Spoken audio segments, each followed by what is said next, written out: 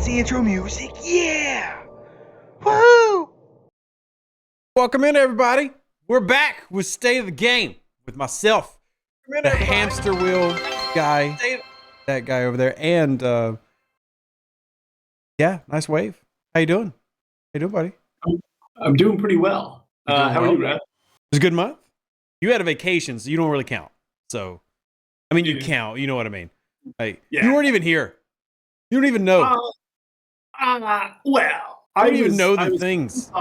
I was here in spirit, if not body. But I was here for the ARC launch. I did miss a good chunk of April, but it was kind of one of those situations where you're on vacation, but you're still keeping an eye on work. Yeah. It's what I found. I think I mentioned this on DJ's show the other day. Like, you can't really miss a week in this game because so much happens, and especially when you're on kind of the Scopely side of things. Keeping up can be tricky. So I wasn't 100% off for April. But did you at least enjoy your vacation? Yeah, I did. I had a blast. I actually went over to Europe. My sister lives over there. And then for the first time ever, I was able to meet Sierra and the other CM team over there. And that was just absolutely incredible. And then even Beck showed up at the very end. And that was just fantastic. So to have Sierra, myself, and Beck all hanging out together was fantastic. Actually, great kind of like segue. Look at you. You're perfect at this already. You got to meet Sierra in person, Beck in person. For one of those who are watching, welcome in. This is kind of like the get everybody in edition of State of the Game. So if y'all need to ping your alliance, everything, do that. This will get posted on YouTube after the fact with some things edited out, except for the beautiful face to your right. That stays. But make sure you get everybody invited because we will have a Q&A session. We're also going to discuss some things. But you got to meet Beck and Sierra in person, which has been critical for the communication improvements. Slightly dipped back a little bit this month. I'm blaming you for taking a vacation and putting your family above us. But it still came out with very positive grades from most people in the chat. So it'll be the first and last time I do that, I swear. Yeah, no more vacations ever. Can you make that promise to us, Hamster? You're going to just like devote 70 hours a week to this game? I will do whatever I can. Communication, I really feel like has been, and I've always, at least I've tried to be like this recently. I don't want to say things that make it sound like things were just so bad before, because I don't want to come at anybody who's worked the job before. But there's definitely been a need for higher communication, and we've certainly seen that. By the way, our friend Alex says you're a Muppet. So, Ripper. He says you're a Muppet. Oh, Ripper. Hey, buddy. He and I are going to be close, almost neighbors soon. It's going to be awesome. Yeah, it'd be like 30 minutes away from each other. Well, more like 3 hours. But that's, in the grand scheme of things, compared to where he is now. So I could definitely see us hanging out and maybe going on a few shows together if he's down with that. I'm definitely down. Didn't ask me, but I'm down. It's a Muppet convention. I want to be at the Muppet convention. Come on up to Seattle, dude. You're totally welcome. It definitely has my dream weather. So, communication. How would you say y'all have done past 2 months? Obviously, you weren't here for the entirety of April, but you made it clear to me when you were coming and transitioning over into this role, you wanted communication to definitely be something seen as a positive with the community. Yep. Tell me about it. Break that down. 100%. Why is that your vision? I'm coming over from the private server, where one of my main goals was to always communicate as much as I can with the players there. So as we transitioned over to official, we wanted to keep that momentum going, and we want the players to be in the loop of everything that's going wrong, everything that we're fixing or trying to fix. And we want everybody in the loop, because I think there was, some time there where things weren't exactly being communicated out. And we are making like a real effort. And again, I've said this before, it's not just me, it's Sierra, it's Beck. Eco was great about helping out with the whole transition. And so I think that we have improved over March, definitely. April, maybe a skosh less, just because I wasn't around and Sierra and Beck had to do a lot of the heavy lifting. But now that I'm back up and running, I think we can get back on track. Here's the key question for you. How does it actually get better? Because it's improved, but nobody would argue perfect. So there's always got to be a goal to get better. What's something that you want to do? I'm not saying that we should get the magazine the VIP get every month, but what can we do for those out there that don't know the magazine? It's actually really neat. But what are some of the things that you want to work on to improve communication besides obviously like stay the game? Well, actually, going on more shows is definitely on my list because I want to get out there and I want to be able to talk to the community, outside of the official Discord. But beyond that, I also want to tighten things up a little bit. Like, one of the things that we hadn't really been doing consistently was doing in-game news about when incursions were going to start. And I wanted to have that consistency, and that's what I want to get up and running. And so we were usually pretty good about incursions on Discord and when it was going to take place, but a lot of people aren't on Discord and they don't know what we're sending out. So I want to see us sync up more with in-game news and Discord so that all players are in the loop. And we came close this month. Technically, we did do an in-game news for incursions, but it was like, I don't know, maybe 12 or 24 hours before they launched, which is not nearly enough prep time. So I want to tighten that up. And like I said, I want to get out there in the community. I want to go on more shows to interact with as many people as I can. I think the only thing I would add, because this did happen this month, gotta announce it earlier. Like, real big problem with it being like 24 hours in advance for like, say the mid-month patch, which was really late this month. Our actual mid-month patch came, I think, on the 23rd. But just better announcements that's happening, because that still seems to get dragged a little bit. But I was just not trying to like tell you it's bad. Clearly, everybody who has been doing our surveys, I mean, you see what we shared today in the dev channel. I mean, clearly people are much happier with how things are now. It's not perfect, but I think it's certainly trending in the right direction. I do shout out to Beck's project where she's putting, the helpful videos there. That way, if people want to watch those at the Star Trek Fleet Command repository, they can do that. But communication as a whole, definitely, I think, improving. Still more that we could do. Big one for me, and I actually talked to Chicago this month's Arc Runner about it. Not something they're super familiar with, but definitely loved the admin bot getting used in March to announce things in GC, things like that. Anything that gives communication is good. So. Yep, I agree 100%. I want to hit on another one of your things that was big for you. So for a lot of people, first time you kind of coming on to stay the game. But when you came in, one of the things that you asked me was about quality of life, about making pushes for quality of life. I would argue April, for most players, at least players who have been playing for a year or longer, got a slew of quality of life updates. Talk to me about the process of how we were able to get so many good things. Was it just the aligning of stars for it to all happen in April? Is this an actual effort that we can, put some responsibility on Scopely's shoulder for making quality of life more of a focus? Tell me about it. Well, I think that this came directly from feedback from players. I think there was an awareness on the Scopely team that the grinds were kind of getting out of control. Especially, I think you mentioned that we've done like 6 grinds in the past 8 months, and we can kind of get into that in a little bit. Yeah, flip that there, boss man. Flip it. 8 and 6. You're trying to give yourself a little bit of lee room. Nope.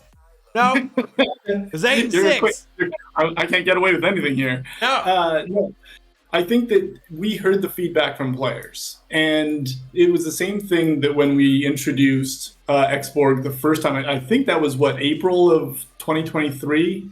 So it was almost like a year to the month that we knew that we had to start consolidating some of the older grinds, and the feedback from the players were really kind of what pushed that. Especially kind of coming off of the Enterprise arc, which was pretty grind heavy. I think we also had like an Xborg expansion. I think it was in January for the first Enterprise part. Is that accurate? I think so. But it didn't feel like a sequel or a real expansion compared to the first time when we introduced it. The one we did for April feels like that lives up to kind of the Xborg faction store, and we're finally getting some real good consolidation. I would say that it's definitely better. I personally can't say it's as good as the original Xborg launch, just because the original Xborg launch was literally kill one hostile, complete 4 loops. But you are still eliminating loops, which was good. And those are just some of the main ones. That's still, there was a quality of life focus. There was multiple territory updates. The board cube actually got a QL improvement that a lot of spenders who were in the chat wanted. That one didn't necessarily affect a lot of players, but it was based on feedback. We had about 5 really good quality of life updates. You talked to me in the meetings that we've had prior to this, talking about having 1 good quality of life update a month. So just kind of like recircling that question, is it something that we can expect, say, in May, in June? Are we going to see this become part of the norm where, yes, we get a new feature, but we also get a new quality of life improvement, and dedicating to make sure that when we're bringing in new content, we're updating the old? Yep. That is definitely what I'm going to be pushing for. One of the things that I like to do is I kind of like to set a goal and then just kind of go after it. I said this before on DJ's show, like I like to get results, and I like to kind of base my reputation on getting results. Can I get them overnight? No. That's often, it's going to be a process to get those in game. As far as whether or not the quality of life improvements happen on the same scale as they did on April, I don't think they're going to be that big, because I think April was just a huge month for quality of life improvements. It was. So, I mean, even for me to say, because there's 5 good ones that I can rattle off. That's a lot, right? That's a lot in a singular month. But at the same time, you don't want 5 in April and then you don't see another major one till, say, July, right? Agreed. You want to have a little bit of momentum in that. And I think that you can see that in this month when we finished our survey and everything. Obviously, we're still going through the comments, but the numbers are clear that people enjoyed the content more. I mean, Gorn as a loop, and don't worry, Chad, it's not going to be a completely positive episode. We got to talk about some of the negatives like that ALB. But as far as the Gorn go, that was the first time I've seen a loop actually receive positively in this 8-month cycle we've had of just constant loops. I mean, the Gorn we're seeing is a true 5-minute loop for most players, and it was beneficial because it actually attacked multiple other loops like your artifact grind, officer sourcing. I think the quality of life improvements coming in on top of that, though, made it to where Gorn was easier to like. Does that make sense?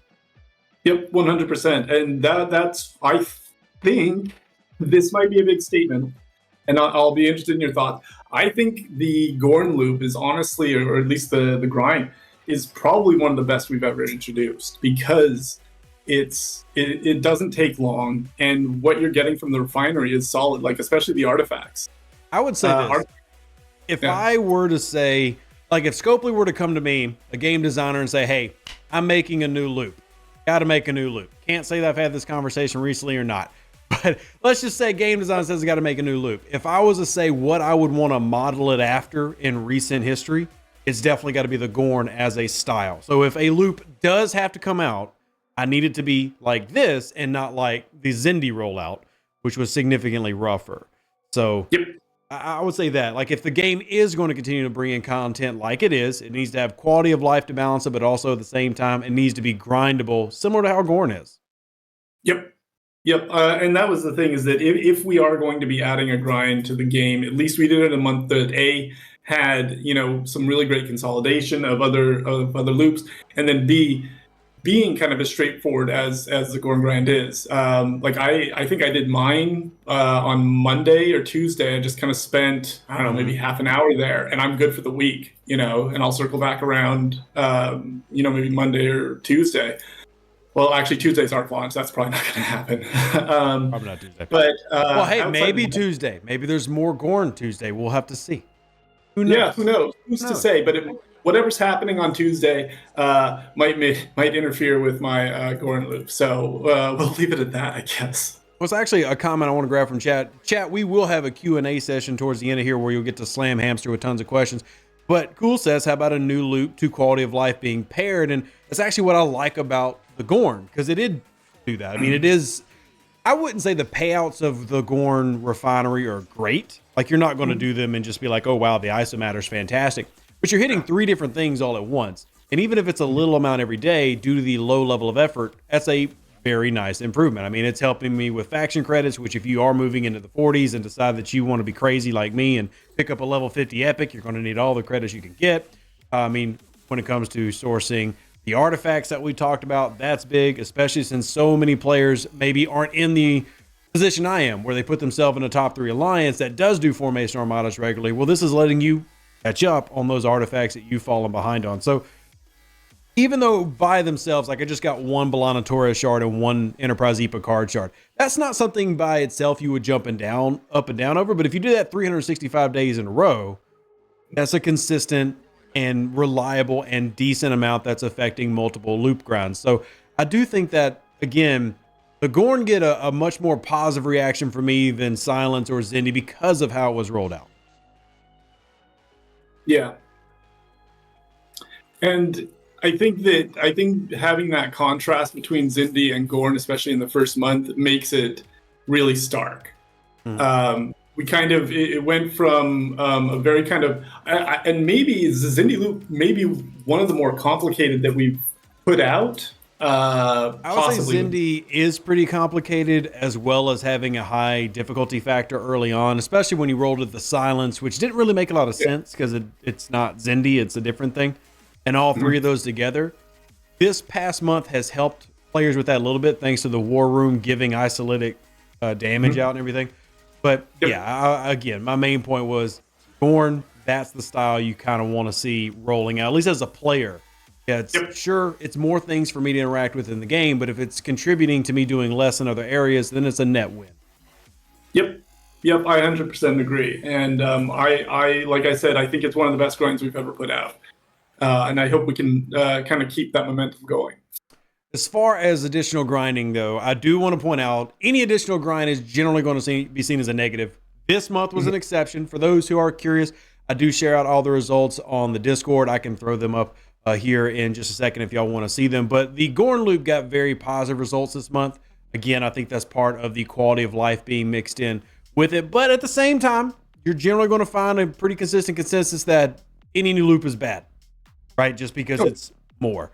How do y'all balance that right now? Because as far as the game goes, the game, and I've told players this, and I will phrase things that are very blunt, the game has to make new content because that's how the game makes revenue. So new loops are going to come. How do y'all balance that, where knowing that any additional grind by nature immediately has a frustration point? How do you turn that into a consistent good thing when you're all going to do that like April? That's a rarity, though. I mean, it wasn't that way with Zindi. It wasn't that way with Silence. How do y'all balance that?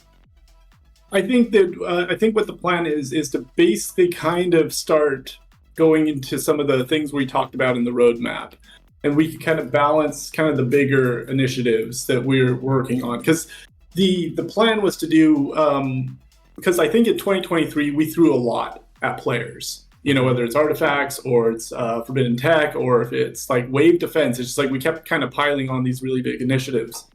I think we've started this year pretty grind heavy. I think it did vastly improve with the Gorn loop, and I think we're going to start to be seeing some of kind of like those bigger initiatives that takes the focus off the grind. It's not going to eliminate the grind completely 100%, but we'll start adding kind of more kind of new things to the game that won't involve grinding with every arc launch. Well, only because you opened up the door to new. One thing left on said roadmap that hasn't been touched yet is PvP arenas. How is that going to potentially affect the grind nature of this game? I'm actually kind of really looking forward to that, and I'll lay my cards on the table. I'm not a PvPer, but I am kind of looking forward to that because I think it addresses a lot of the kind of the PvP issues that are currently in the game. It doesn't. I'm not saying it's going to solve every single PvP issue, but it is going to be structured so that players can kind of face off against each other at, I believe, kind of more of a similar power level instead of having kind of these two crazy different power levels. Well, so that still is on the way. And again, this kind of also circles back to it being feedback that we heard from the players regarding PvP. I think like a number one absolute solution, like adjusting banding is tricky, but I think this kind of the instance PvP that we're going to be rolling out at some point is a good step in the right direction. I'm glad that you went ahead and mentioned the word so that I don't do it and seem like the bad guy against Scopely. But PvP banding. Now, admittedly, I've always been more of a PvP player than a lot are. So I tend to be more favorable to things like incursions. And that's fine. Everybody's allowed. I mean, we know that there is any given time, 35 to 45% of the player base is very active in PvP, hence the incursion numbers. But at the same time, banding has continued to grow in a way that does seem a little ridiculous. Now, I understand. I've told players this. Players, I'm not saying this because I'm coming from a defeated attitude. I'm not trying to just like take Scopely's side. But like a +5, -5 will absolutely never happen because higher level players have to have targets. That's just the fact of it is, whether we want to argue whether it's fair or not is the point. But there are some moments I feel like we have reached a point where it does need to be discussed because, for example, level 70 can go all the way down to 43. 27 levels is a little obscene. And while I know that you'll never get +5, -5, or maybe even +5, -10, it does feel like when we're getting past 20, things have to adjust because as you scale up, it gets even wider, right? So what are those type of conversations? I know I brought this up to you earlier in the day and even a few days ago. What are some conversations that are having or being had about that, or are they being had at all? I think, well, first off, this is kind of the number one feedback, or one of the top, pieces of feedback that I hear and that a lot of the other CMs hear is helping adjust PvP so that you don't have, like you said, the 27 ops level difference where people can hit. I think that server populations and higher ops does play kind of a big role in that because in some cases in the higher ops, there are so fewer people that there's not a lot to do in the game. That being said, it's something that I would like to see, maybe banding on a smaller level. Like I doubt we would ever get to, +5, -5. Like I said, but just even now, like we're 7 months post G6, for example, and there's 2,500-ish G6 players across the entire game, right? Yeah. So that means that you're going to have servers where there might be 5 of them, total. So just from that perspective, that's why I never anticipate, and I've been told before +5, -5 would never happen. But that's also why I'm curious about the PvP arena, because if you're giving those players that outlet in some form or fashion, are we now more willing to shrink that band so it's not 25 levels and you've got a 65 punching a 40 that can't do anything, right? I mean, I haven't heard anything specific about adjusting banding at this point. What I can tell you is that I'm more than happy to keep taking back and see what we can do. And I think you're right with the arena. We're kind of setting something up where it's more structured to a power level. Then we can maybe start looking at kind of closing the banding a little bit. But again, I'm trying to at least concede, to use Nico's favorite thing, compromise. I realize that the +5 or even +10 is just not going to ever get balled in by game design. But at the same time, I think that hopefully everybody could agree. I know chat would agree immediately if we put up a poll that 27 levels is a bit extreme. So just finding that and honestly finding a way to make PvP relevant in the game again, which has got to be the big point. I know this month's Arc Runner made an attempt, and I'm not even saying that ideas weren't good ideas, because trying new things is good. I do like trying new things in this game, even if new things don't work out. One of the things that was tried was the PVP ALB that lasted 5 days. I just talked about how positive the quality of life was received. In fact, for those who do our monthly player-led survey, 87% of players in the game said that the quality of life this month was a dramatic/good improvement and it affected their gameplay. Flip side of that, literally the exact same number, 87% said the PVP ALB, that was a galaxy-wide purge essentially, was bad for the game. Talk about it. Yep. And you and I have had this conversation. Now, I've had this conversation with a lot of different players, a lot of members of the community. And, as we were, I think, designing a PvP-focused arc, we were throwing a lot of ideas out there, like you said, and I'm excited to see kind of new ideas and trying new stuff. Now, did all of it work? Well, not 100%. And I think the ALB could be considered a misstep on our part. We were trying to, I guess part of the intent was to use PvP, but also kind of push row in a different direction on some servers and just see how that happened. Now, we heard the feedback from the players that was very consistent. Mm-hmm. And we don't have anything planned like that anytime soon. But also one other point, and I think I mentioned it at the beginning. On paper, I like the idea of using something new like the Diplo tags to incorporate it into an event. I just wish, in practice, it could have been, executed better than it was. So I think that outside of that, there was some pretty solid events throughout the month. Would you agree or disagree with that? Well, I do want to mention, because Counselor have heard what you made about Row. I'll be very clear. For those that don't know, Scopely for 5 years has not supported Row, nor do they care about Row. So they're going to design the game based on the game. Well, I mean, we've always said that players set Row. Yeah. So it's not that we don't care. We've given that ability to players. Yeah, I know, political correct statements. But that said, yeah, events are going to roll. It's kind of like the incursions thing. Like every time we have incursions, there's that group who says we should get rid of this. It's terrible. But at the same time, there's one thing I've definitely learned doing surveys in this community, especially since we've done them apart from Scopely, just pure player base.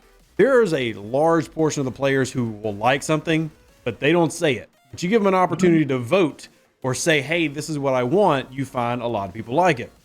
I don't think the PvP event showed that here, because I do think there's one consistent point that this event has shared with all the other PvP events that have failed, which is that it's galaxy-wide. And anytime you take the PvE players, remove their ability to play the game in any fashion, you're going to have that outcry. Yep. What are the positives that you could have learned from this? And what are the potential workarounds for another type of event? Because clearly, look, PvP events aren't going to go anywhere. They're going to be run. But it's finding something that works as much as possible for everybody. Yep. And I think one of the big takeaways, and one of the things that I really like about the game, is you can play it almost however you want. You can do PvE, you can do PvP, you can go mining, you can just play it for the story, you can play it for whatever. And I think one of the missteps with that, with having that kind of event, is we're forcing people away from what they're comfortable playing with. And I don't think that's necessarily within the spirit of the game itself. So I think that one of the learnings then, let players kind of do their thing. I'm a PvEer, and so being kind of pushed into an event where I have to now PvP is not going to be a great experience. Yeah. I think the one thing that I would hope, and I see people in the chat echoing the same sentiment, is that learning from the mistakes. I think for me, what was frustrating about the PVP ALB is this wasn't, now the scoring metrics, that was a new idea, which is cool. Mm-hmm. But the idea of galaxy-wide purging has been hated by everybody always. Like that, there's just not been an event that anybody can bring up and be like, hey, I loved it when they set the server on fire. It doesn't happen. So hopefully seeing iterations or incentivizing PvP in a way that gets people to want to actually contribute, because we also know the flip side of this is if we say, hey, go PvP in the Dendrora system, well, you end up just waiting 4 hours and nothing's happening because nobody wants to just all come at the same time PvP in one singular system. So clearly there's something that has to be found in the middle. But please, no more galaxy-wide PvP. Just that one. Just don't do that part. I've heard there's no plans anytime soon to revisit that. Yeah, so May, you will see the War Room again for those watching, but you won't see the AOB. So that's good. Right? Yeah. Positives? Yeah. What are some of the things that y'all heard from your side of things that were negative about this month? Besides the PvP banning, did you have anything internally? I know one big thing that you would have been very big on a month ago, the Kashar artifact. completely broken on release. What happened with that, Hamster? Honestly, this is gonna sound like a cheesy answer, but I was on vacation. I know you were, but still, like, how does that happen? I honestly have questions about that too. I kind of caught up on everything as I started easing back into work, and kind of caught the tail end, and was kind of really surprised that the only kind of silver lining I have, and I know this is kind of a long way down the line, is I believe a fix is going to be coming out very soon. I think next week. I'm not 100%, but I think it's next week. But again, I get where you're coming from. And we heard a lot from players who purchased it. I wish I had a better answer to that, Rev, but that's kind of where I'm at. I think I always want Stay of the Game to be an informative, but at the same time, there does sometimes just need to be a little bit of like a vent. And I just think it comes back to like a complaint that we've had before. And you've heard me make this complaint and others, the standard operating procedures, I realize that the game says, hey, we're releasing this content this month, and then 6 months down the road, we're releasing this. And things like the Kashara artifact can be part of that. But when you know it's not working, and again, I know you're on vacation, but at the same point, you're who we have to gripe to. Like, that's true. That's the community manager's role. So I want to make sure that you hear it. I don't want to go through the entire thing and just ignore the bad. Like, fair. How can that, just from a company standpoint, how does that even get released? Like, how do we not sit down and say, we can't do this right now because it's not working? I mean, don't even tell me the answer as in why the decision was made. Just agree with me that should never happen. Oh yeah, well, I mean, yeah, I can definitely agree with that. Like, if we're putting out content, it should, work and do what it says. Like that, I'm in, full agreement there. I wish I had a better answer for how that happened, but even if I was here, I doubt I would have been part of those conversations. The only thing that I can tell you is that we heard, especially like a lot on the private server, about the frustration, and we made sure to pass that on because I think it's justified at this point with the way things went. I can only hope, and I will follow up on this, that going forward we've learned a very good lesson about how we release content like this. Hope so. You'll excuse me for being one of the 5-year veterans who's like, but I still hope. I mean, anytime new people take positions at Scopely, I try to have a renewed sense of, well, maybe things will be different now. Maybe that's just me being a masochist, but you're not the only person in a new position and a position of authority there. So there are some things that have potential for change that will be done differently than they were in the past. We've seen some of that lately. Communication is a good example. I know a lot of people who are watching this live can attest that, and feel free to type this in the Twitch chat. Yes, I am watching it. There was a time where we had just given up on there being a consistent level of any form of communication. Nobody cared enough to even gripe about it because of what it was. Now, there are still some things that I've been trying to get you to do that you haven't done yet. Now that you're back from vacation, I'm going to make sure you do them, like your once a week Q&A I want you to have set up in the official Discord.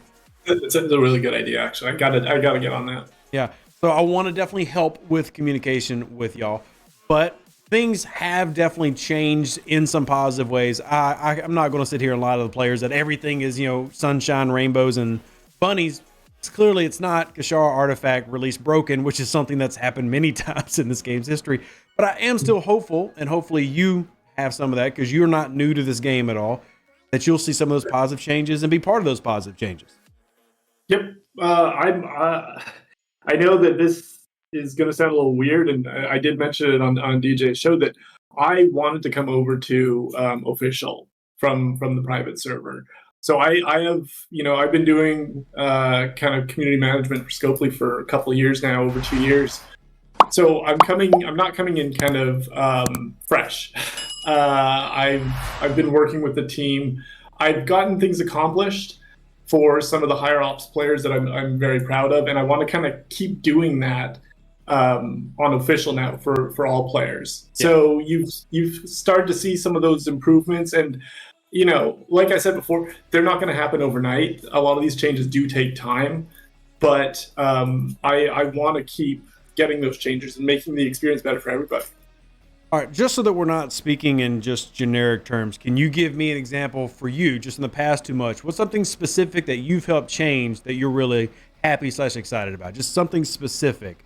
Obviously, communication is an easy one. But... Okay, well, it's going to be, so in the past couple months, well, this is a very kind of high ops, like ops 60 issue. Well, we have some in the chat. There's a few.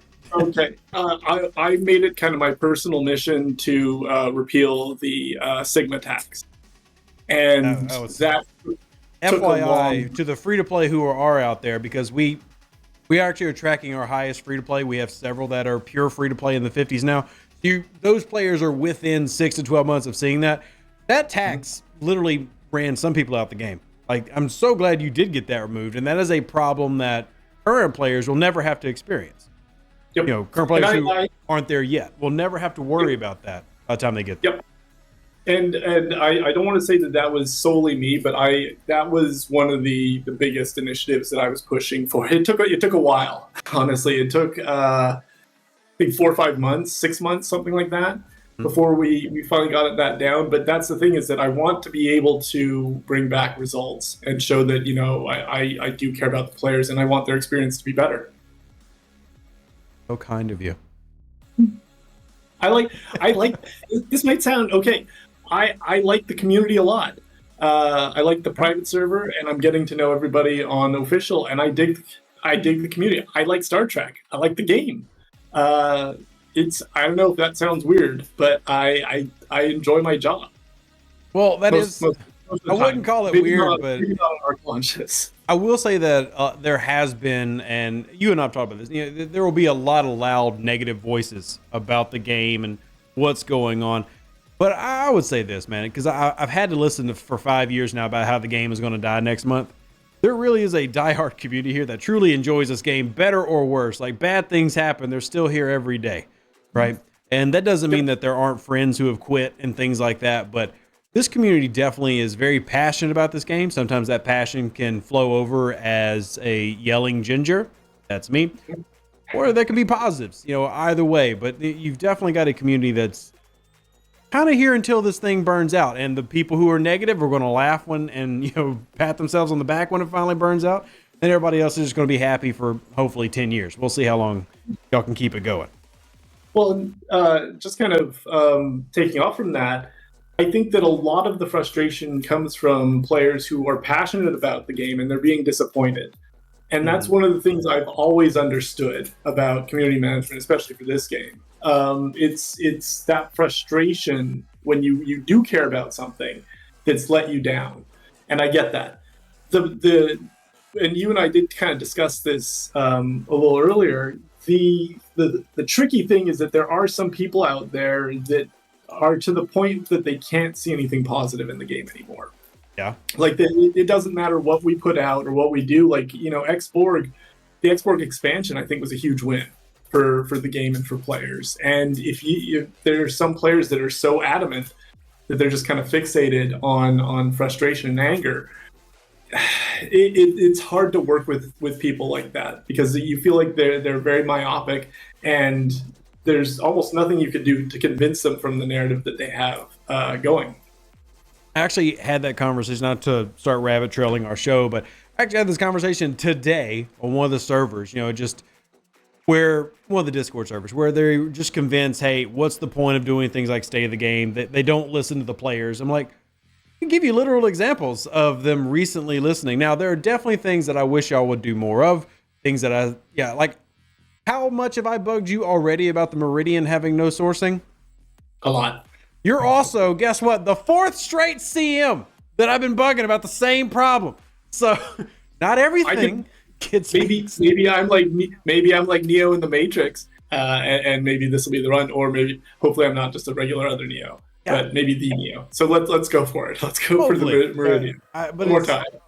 We'll see. Things happen. Yeah. You know, the Monavine getting added to, you know, half the 2 stars instead of the 3 stars was based on player feedback. The War Room getting a big boost to its payouts was based on that. The Subspace Relay getting an update was because people said incursion rewards weren't worth it. So now we improve the building and we improve the, you getting fleet commanders in it so that the rewards are now worth you actually going out. Even if you're dirty PvE or like Hamster over here, now you actually need to go make sure you do the PvP event so you can get enough coins to go get your fleet commander that you want, right?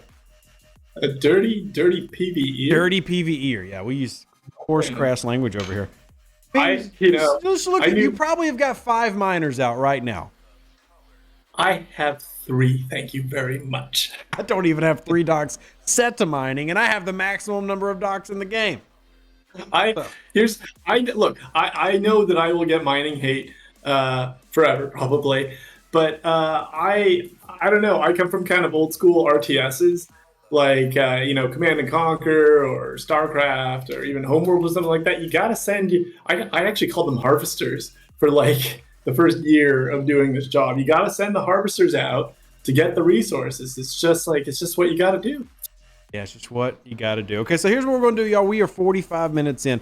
I wanted to have our later portion of this based around a Q&A style. So here's what we're going to do. We're going to grab things. We've also got awesome mods, everybody in the chat, so we can try to grab individual comments. I'll be honest, Hamster, I'm going to grab things that you and I've kind of already talked about because I've been hammering you on some of these as well, mainly because I want people to get actual answers.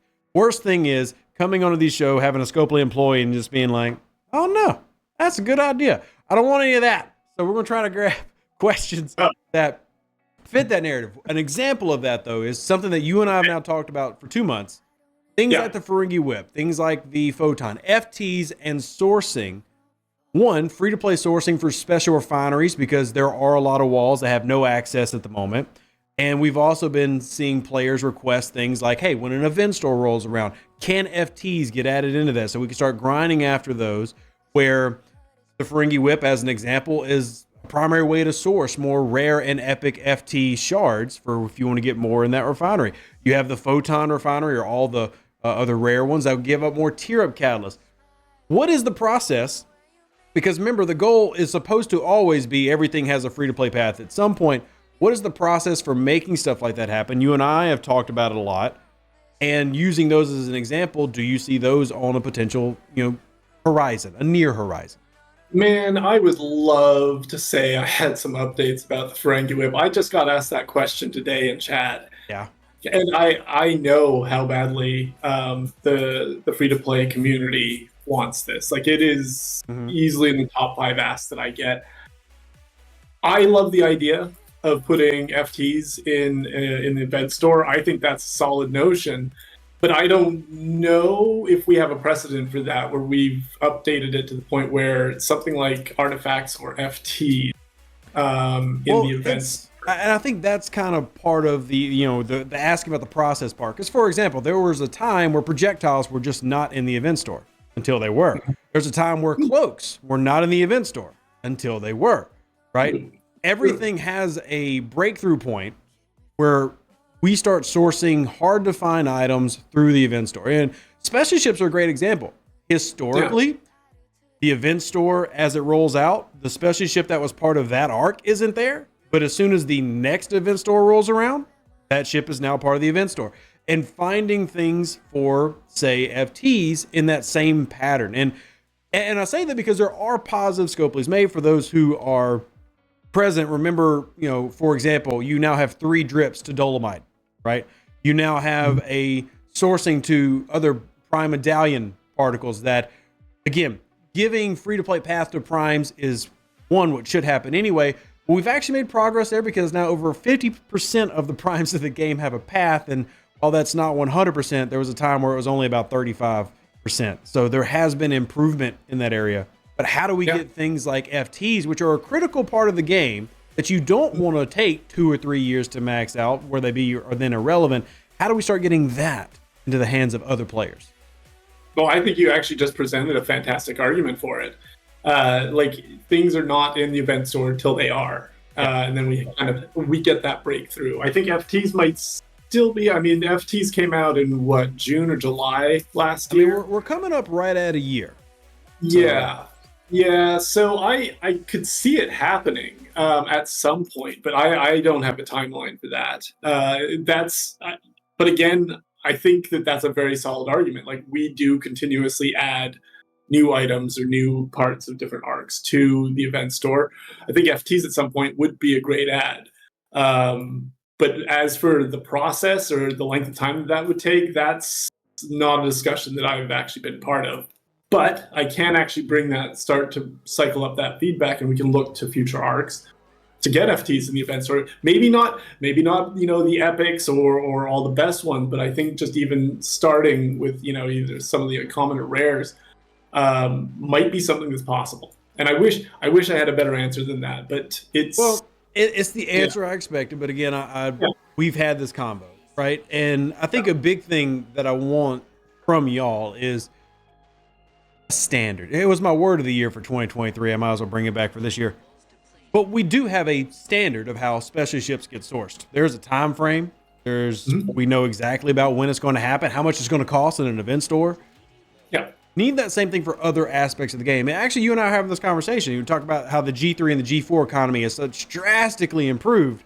But what is not improved is sourcing of specialty ships in terms of the time it takes and officer sourcing. So there are other things that need to have the same level of transparency that y'all have done good things with, but not necessarily everything with. Yeah. So I would love to see us get on a path where the consistency is like, this might not be a great example, but updates to Ultra Recruit, which is not something, because we actually talked about this, but I'm kind of talking more about regular updates to stuff like sourcing, like specialty ships, stuff like that. But again, that is not really part of the conversation that I can kind of dictate when this is going to come out. The best I can do is actually start pushing for it internally and see, because I honestly haven't had a conversation talking about bringing FTs to the event store, but I'm curious to see what I can do. That's why we have these type of conversations. So for those watching, remember, throw in your questions. We'll try to grab things. I want to kind of grab this question from Wolf and turn it into like a broader one, because again, this is something else you and I have talked about. More ship hangar spots and quality of life updates. As far as things that you can push for, because another question was, how much power do you actually have, quote unquote power, when it comes to pushing for these as feedback and turning it into things in the game. Things like the ship hangar, that being an issue because now you have so many specialty ships, people are hitting caps and you're running out of room. We've also got the thing with free-to-play docks. What is the process for you when it comes to quality of life, and how can you push those? And what are some of the big ones that you've been pushing, say, just since you took over, moving into the official community manager role? What are some of the big ones, not just that you've talked about with me, but quality of life things that you see as a major thing that need to get addressed in the game? Oh, great question. So the process is basically, you kind of have to be consistent in raising it.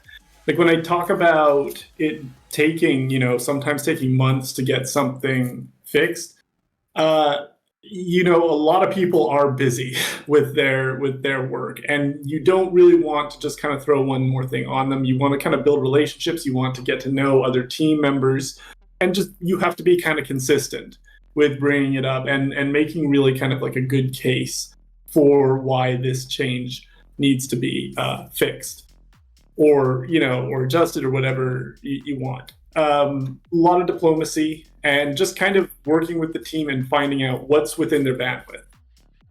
Now, as far as the big initiatives that I'm working on right now, well, I am basically taking over official now. Communication will still be a priority. But as far as quality of life improvements go, man, I don't know if I have a main initiative at this point. Like, I love the idea of getting, maybe the Ferengi whip done, but I don't know if that counts as quality of life improvement. Personally, even though I do agree that things like FTs and everything should have a known timeline of when it's going to be free to play, it's still a quality of life improvement when that hits, right? So Yeah. I do think things like that need to be considered priority movements because of how much it impacts the game. I'm not sure just off the top of my head, but if you are pure free to play, feel free to chime up in the chat. But I'm going to assume, all right, here's the thing for chat to do. We can edit this out when we put it on YouTube because they're not going to care. But if you are a pure free to play player, what is the highest tier of your Metreon Cascade? If you're a pure free to play, just use that as an example to show the struggle of what it is to, because we just talked, this is something that's been out a year now, like in terms of in the game. Yet that has, what, a dozen tiers to max out.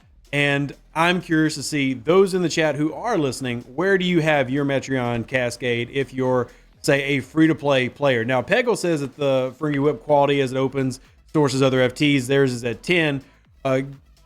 Gamer 24 is not a tier. It doesn't have 24 tiers. But Falcons is a tier 1. Gray Sabers is a tier 1. Silver a tier 2. So, and these are the type of responses I'm expecting. I'm seeing mostly everything from tier 1 to 4. And that's where a majority of your player base is sitting at right now, because they don't have access to some of these refineries that I think, again, everybody needs to have access to at a set time. Well, and I don't know if we can all get, the exact FT that we, that they want. Well, keep in mind, I use Metreon Cascade because that's the one given to you for free from the game. Like, they give you the epic one, but you still have to pay to tier it up. And it doesn't get good until many tiers up. Right. And but I don't know, like, I could see maybe baby steps for FTs in the event store, but I don't know if we would launch right into the epics, even if that is possible to do. So I'm glad that I'm here, and I'm glad that we're having this conversation about it, because hearing, and you and I have kind of talked about this a lot, like, I want to hear more from the free-to-play players. Yeah. Because I've been with the higher ops for a long time, and you've been instrumental in helping me gain more perspective to, ops 20s, 30s, 40s. But these are the type of conversations that I need to have, and I have to understand just how difficult it is for kind of some of the earlier ops to source the FTs. Yeah, it's good. I think the biggest thing is just understanding the difference in playstyle. And actually, you and I talked about this. I'm trying to convince, for those watching, Hamster to start the game over with me on a server we won't tell you, to try it out from that different perspective. But another thing here, just because quality of life is going to be something we talk about a lot, because there have been some good things. But this is one that I brought up to you. I talked about adding more claim alls and things like away teams, things like that. From Bad Munson is claim time only seems to be getting exponentially worse with each arc. That's simply because they're adding in more things. Is there anything feasible or anything being worked on that's been proposed to making that less of an issue, to taking away more clicks, cleaning up some of the inventories? There was actually I don't know if it was an announced process, but I know one of the folks in live ops was working on something for inventory wise, but that was months ago. We haven't heard anything. Is there anything on the table to add in more things like claim all, which was well received, except for the very weird, level 21 syndicate gatekeeping? But are there things on that list, and what makes some of those things difficult? Like, for example, my idea for an away team. Claim all. And I remember this conversation we had about it, and the away team kind of stuck out in my mind, and I actually had some discussions with the team about whether or not that's something that's feasible. Away team specifically, I think, will be tricky to do a claim all button, because you've got 3 different outcomes for each away team. You can have success, critical success, or failure.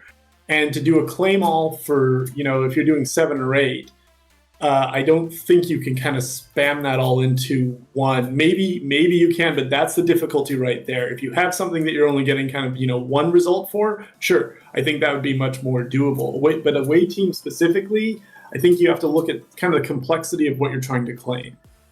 That being said, I think with the introduction and then the disappearance and reintroduction and disappearance and reintroduction of the multiphasic slider, there is and I think it is reappeared right now. Multiphasic sliders should be back for every server now. Should be, but it's I'm never 100% sure.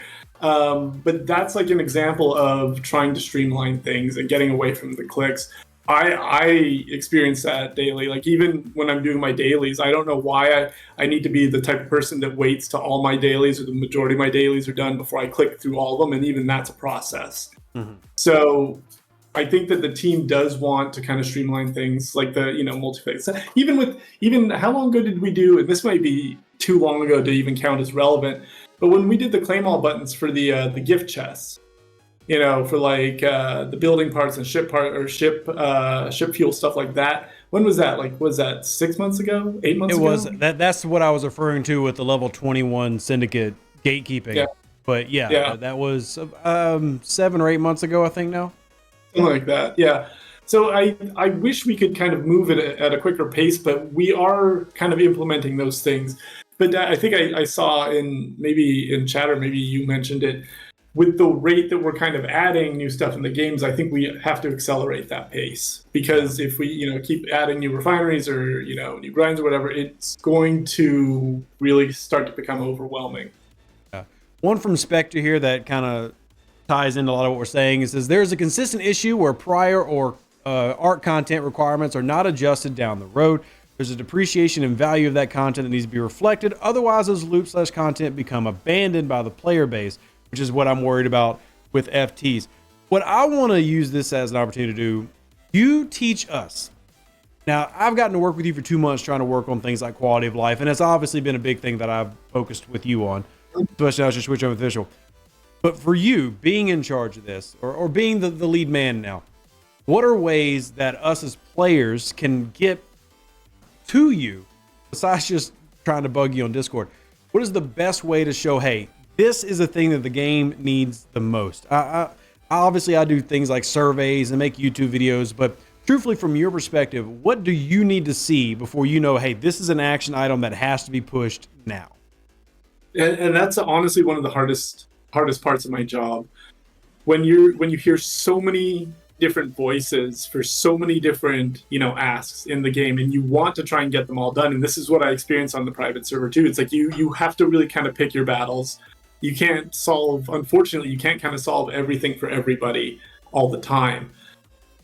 So the surveys, like you mentioned, are very helpful, and that's something that I am open to start doing, because we need to figure out a way to pick our targets and then go after them one at a time, or at least in an organized effort. Because there might be the same people that mention needing the Ferengi whip, for example, and that is a very popular ask. But there's also been a lot of asks for adjusting previous arcs or grinds that may be still problematic to players.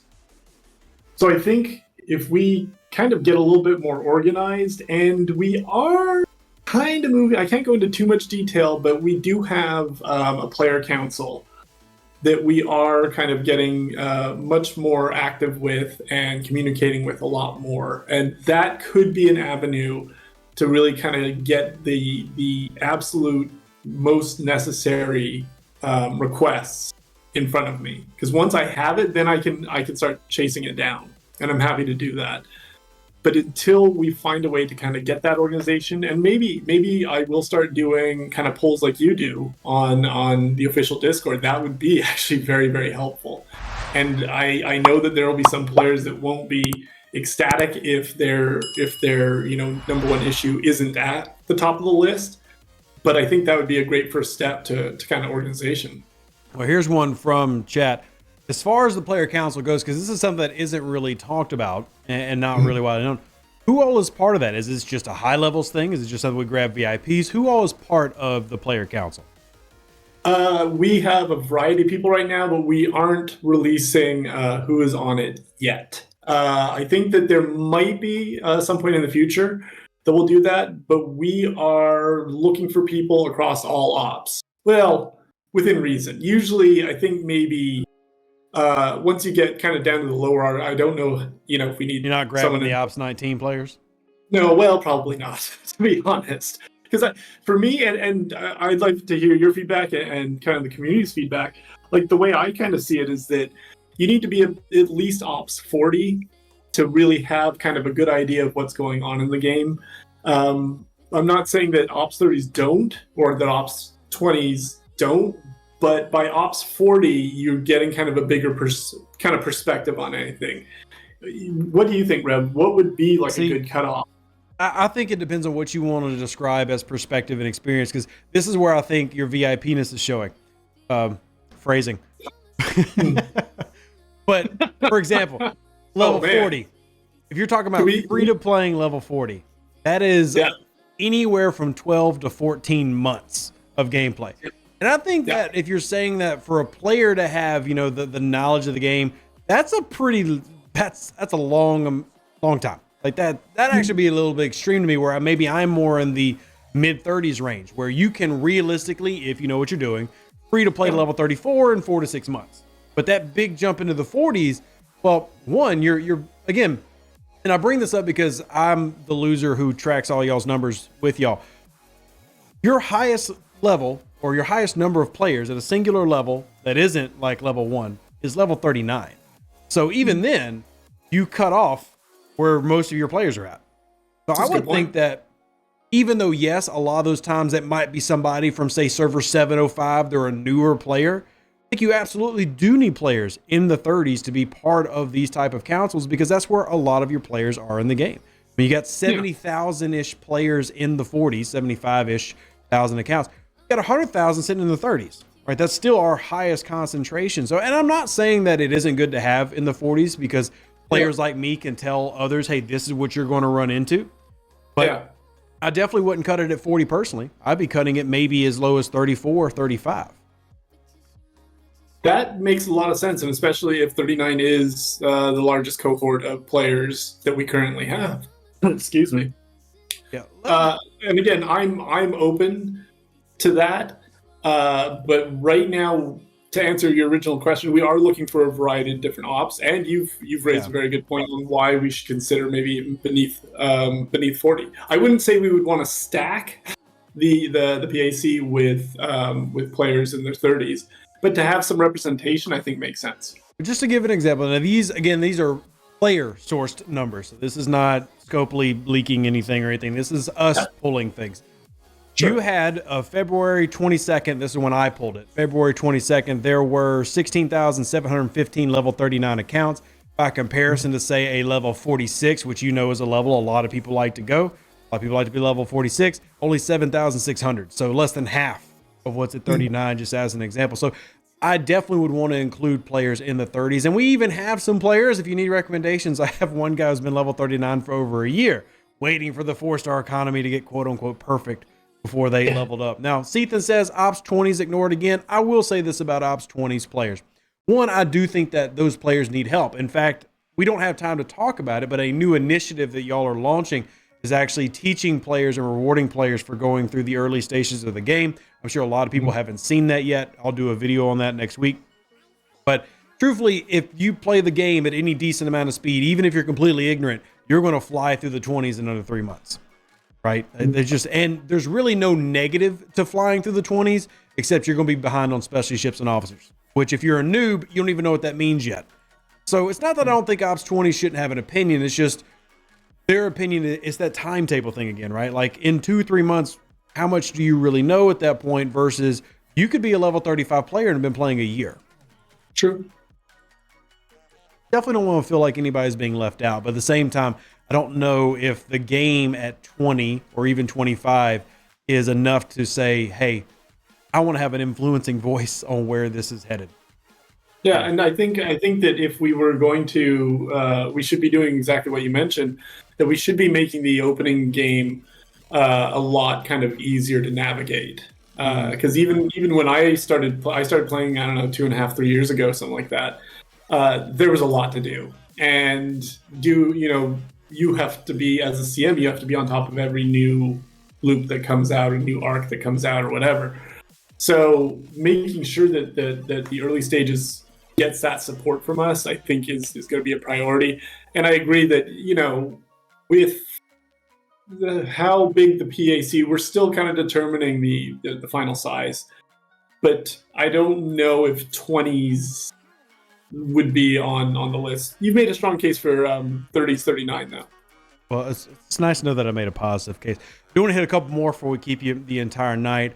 Speaking of lower content, because at the end of the day, if you are a new player in this game, you do want to participate in what's new, right? You want to be part of what's current. So what are the thoughts, and is there anything being done to not only speed up going through the older loops, but maybe update some of the older loops to make them more relevant to today's game? As something that MD15 just asked, but if you're progressing through now, are there thoughts of revisiting Augment and actually giving a legitimate revamping to something that came out 2020?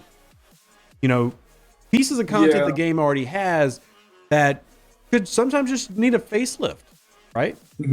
Oh yeah, I can think of a few off the top of my head of things that we should kind of go back and revisit. But I can't really, confirm or deny whether we should or not. But I think that circling back to old content, like the augment is a perfect example. Like I did that. That's the first loop that I was, kind of learning. But I think at a certain point, I just realized that I need to move on to something else, and going back, I don't know if we could do the aug. I mean, what would you want to see as an update? Like kind of. Oh, see, like, I'm the wrong person to ask because I know exactly how to do everything. You should never ask Rev what to do. Let me tell you exactly how you update the augment. I'm going to give you the plan right now. All right, it's a 3-month arc. Ready? You're building this around the movie Wrath of Khan, the most popular Star Trek movie of all time. So you're going to update the augment by having a 3-month arc built around Khan, Noonien, Singh, but the Khan from the movie. So we have multiple versions of Spock. Now we're going to build the real Khan. Yeah. Ricardo Montalcon. We're going to bring him into the game. First month would be an arc focused on the episode in season 1 of TOS where you meet Khan. Part 2 would be the battle between the Reliant and the Enterprise. That's month 2. Month 3, Genesis device. That whole thing, features, characters, everything's already provided for you. There you go. Updated the augment. Have at it. Love it. 100%. I'm going to steal that and take it back to the team. Do it. You can't ask a Trek guy what you could do to update the augments. No offense to who we have there, but I'm saying that there are things that already exist that could definitely use a little love. Oh yeah, and honestly, from day one of me starting this job, I wanted to get the real Khan in game. I know there might be fans of what's his name, Baccarat Cumberbund, and his interpretation. But for me, Wrath of Khan, that's the #1 Khan I want to see. I want that in the game so badly. So you and I were on the same page, dude. Good to know. So I'll look forward to seeing that being an arc in about a year. Let's go. Maybe a year. We'll see. maybe a little optimistic there, Rev. Yeah. I don't think y'all got Q2 of next year planned yet. I mean, come on. They haven't given me that much power. I can start planning things out a year in advance, but I'll see what I can do. But I think that's also what I'm hopeful things like a player community panel can provide, because I legitimately just gave you a IP referenced 3-month arc that updates old content that you could clearly throw new content in. Because if you want to talk about what you can sell, you get all these wonderful people who are very young, very spry, clearly not over the age of 30 at all. And you give them the opportunity to fly the USS Enterprise refit from the Wrath of Khan. That seems like a pretty easy sell. You're selling the actual Miranda, the USS Reliant 1864. Yeah, it seems like a pretty easy sell. So there are opportunities there to dive into Trek lore, which I know is something a lot of players want more of in the game, as well as updating old content at the same time, instead of it always being something new. Well, and this is kind of a question that kind of follows up on that. And I don't know what your specific opinion is, because I know that there's usually a lot of, when we talk about lore and we talk about canon, my perspective on thing is the utility of the officer, the utility of the ship first, and then kind of a distant second is how well does it adhere to canon. What's your thoughts on that? Should we always get as dead on canon? Because I don't think that that's kind of realistic. What do you think, Rev?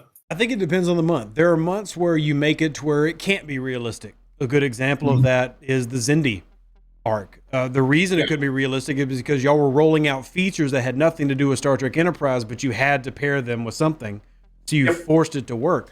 I think with proper planning, you can have the best of both worlds. You can have very good lore-friendly stuff that at the same time provides current bonuses to something that matters. I don't think you have to choose between the two. I think if you're setting yourself up in the future to say run a Wrath of Khan arc, just using that as an example, you can make that lore friendly, but still find a way to make it into something that is game feasible. Now, for example, Wrath of Khan is amazing because it essentially has submarine warfare as in 3-dimensional warfare in space.